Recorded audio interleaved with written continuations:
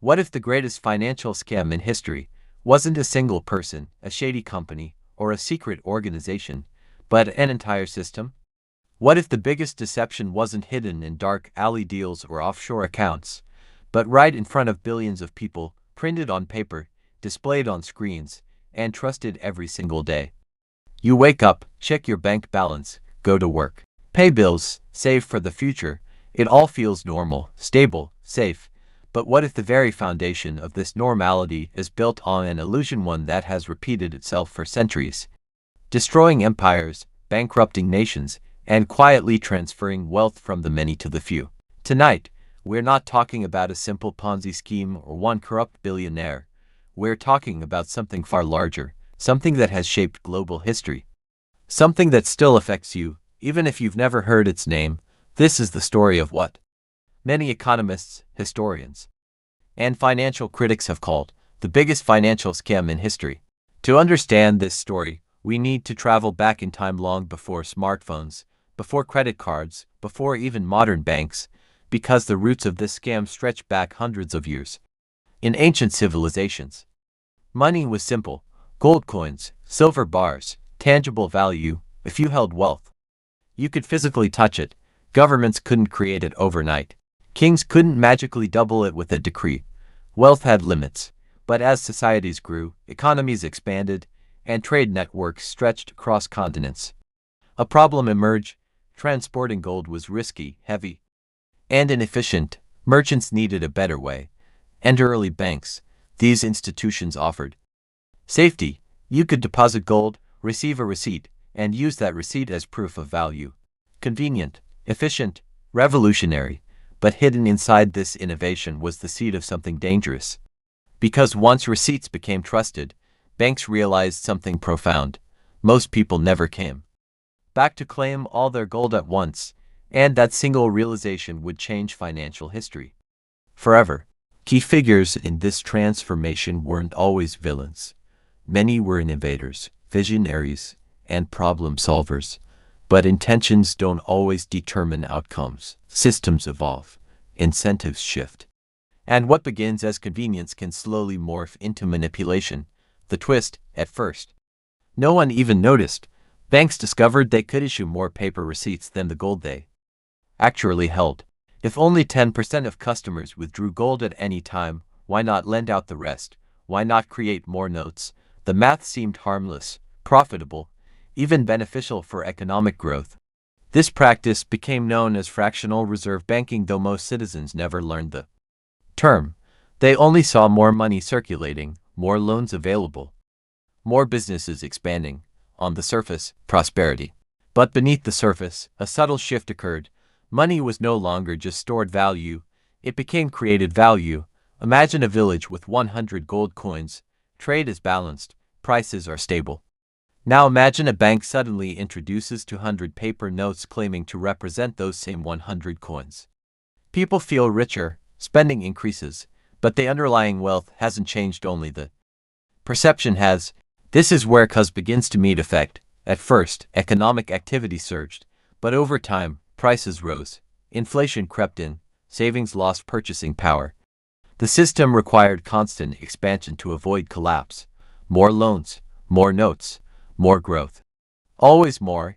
And here lies the first layer of the scam: not necessarily illegal, not always malicious, but structurally tilted. Those closest to money creation, banks, governments, financial elites, benefited first. Everyone else felt the consequences later. History began repeating a pattern. As centuries passed, nations adopted centralized banking systems. Paper money replaced metal coins. Eventually, currencies were detached from gold entirely.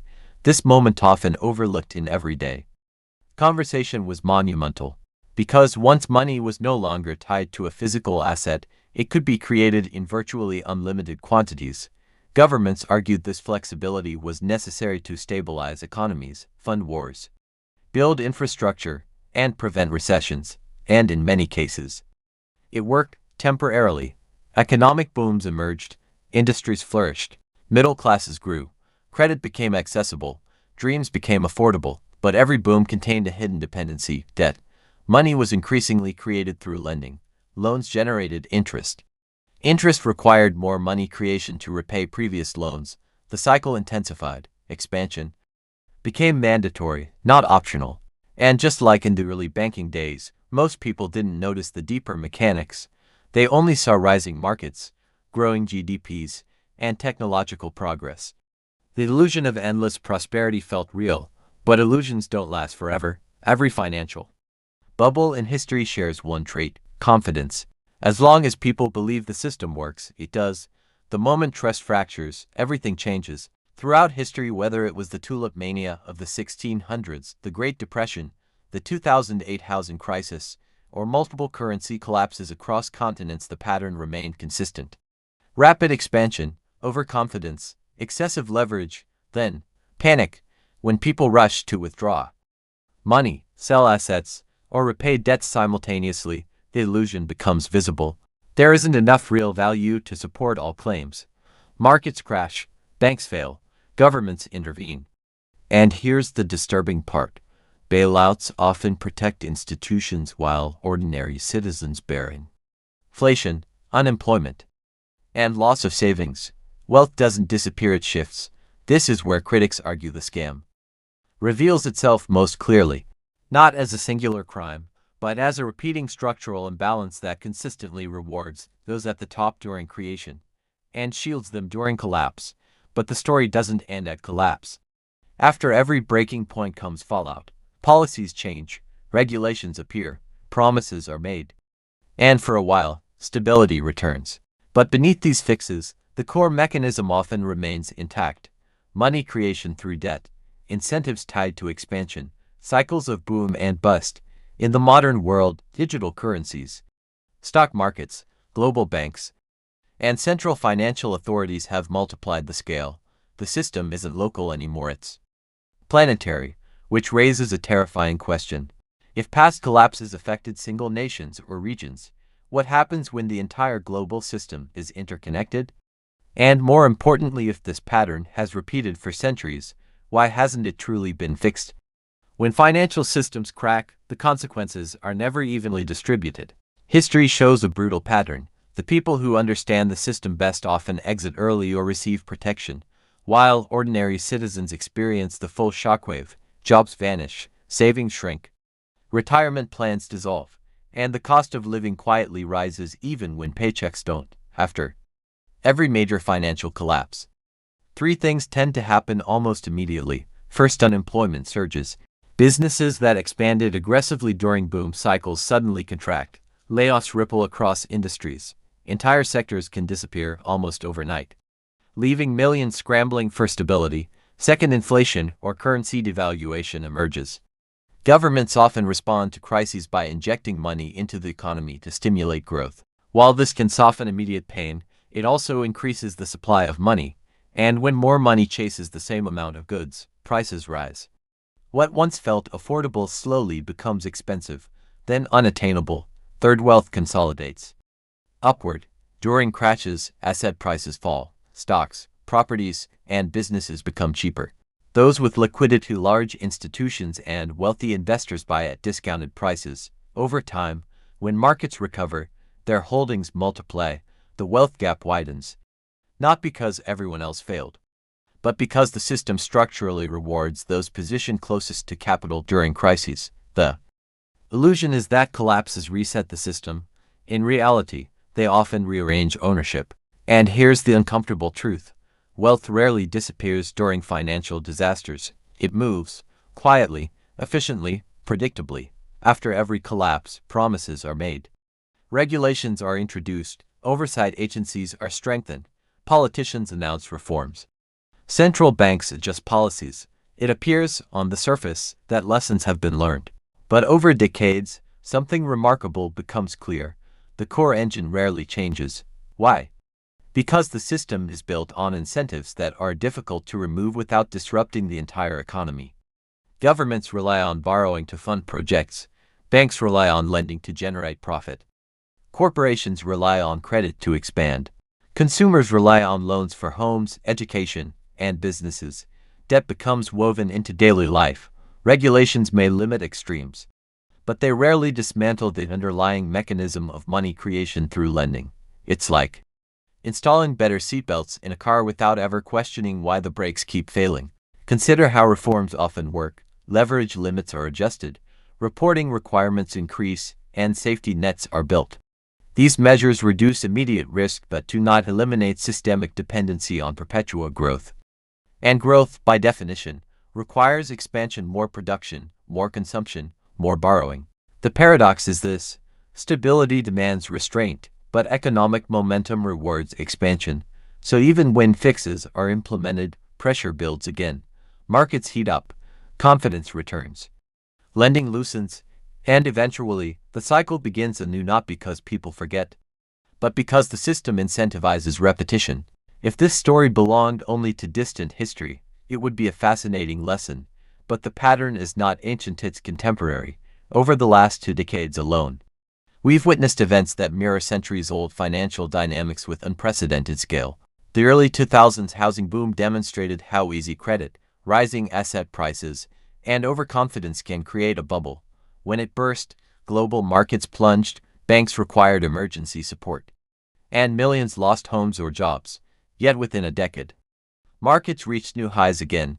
Then came unprecedented monetary interventions during global economic slowdowns. Trillions of dollars were introduced into economies worldwide through stimulus programs, asset purchases, and emergency lending facilities. These actions prevented deeper collapses, but they also expanded national debts and increased money supply at historic speeds. Soon after, inflation resurfaced in many regions, reminding citizens of a simple economic truth: expanding currency faster than production eventually shifts purchasing power. Digital finance added another layer. Cryptocurrencies, decentralized platforms, and algorithmic trading created new opportunities but also new volatility. Rapid booms were followed by sudden crashes. Once again, confidence fueled expansion and fear triggered contraction.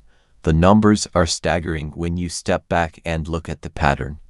Global debt levels have climbed into the tens of trillions. Central bank balance sheets have expanded dramatically. Asset prices have reached heights unimaginable a generation ago. Yet wages, in many places, struggle to keep pace with living costs. This isn't proof of a conspiracy. It's evidence of structural repetition.